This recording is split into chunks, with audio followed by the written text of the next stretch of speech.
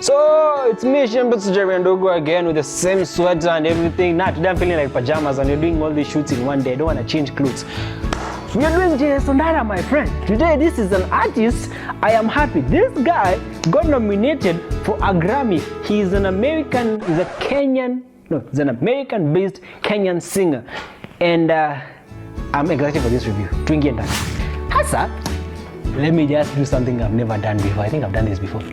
This album is a 10. Now, unaweza kata video hapa. Cheni kuambia tu kweli. Album ni 10. J.S Ondara, Tales from America. Before this guy nominated for a Grammy, I first listened to him on Mahogany Sessions. If you don't know Mahogany Sessions and you're a musician in Kenya, you're sleeping, stop whatever you're doing, go look for Mahogany Sessions. So I listened to this guy on Mahogany Sessions and I was like, okay, this is an amazing voice and he's Kenyan. Let me go find his tracks. And I went to listen to his album and boy, oh boy, this shit was the CX banner. Hey, see, I'm telling you. First of all, the mixing, mastering and production of this thing. Have you met someone who knows their sound and they do it so well, it looks like they're not trying? This is what happened here. Every single element came correct. Once Ondara's voice hits you, it's like a cement truck. Inakugonga ngumu. Pow! Take up a pow. Sawa. But anyway, yeah, it hits you. You just listen to it and you're like, wow. From the beginning. That was the expression I had. Honestly, if you don't say the wow, come, I'll pay you for not saying the wow. And then it's like everything that happened there, it was not overproduced. This is something that rarely happens these days. Everyone is trying to be the next big producer and have all these elements. But the way these guys did their mixing, mastering and production, it was so clean, it was so minimalistic, but at the same time, it was so wide, you felt good. The next thing I want to talk about is the lyricism. This guy referenced Kenyan tracks. He literally mentioned Sauti Sol's Isabella. That shows hapo itabidi tufanye tu. So this guy mentioned Sauti Sol's Isabella and that's one of the things I can remember right now because I'm really excited about this.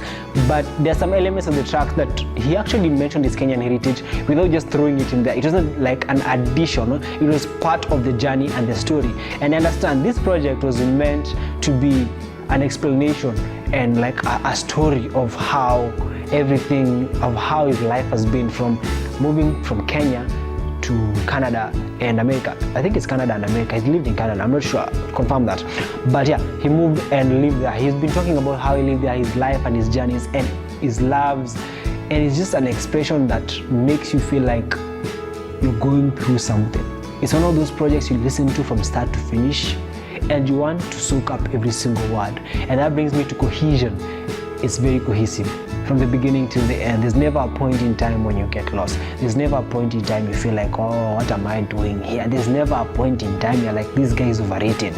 No, I feel like this is the most underrated singer. I have said it.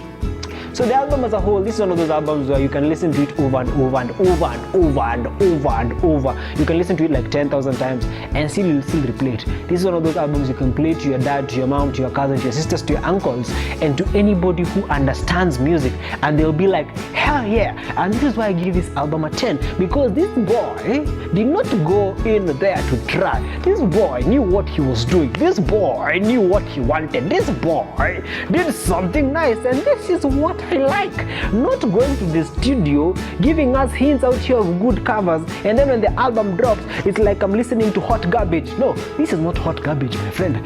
This is exquisite taste.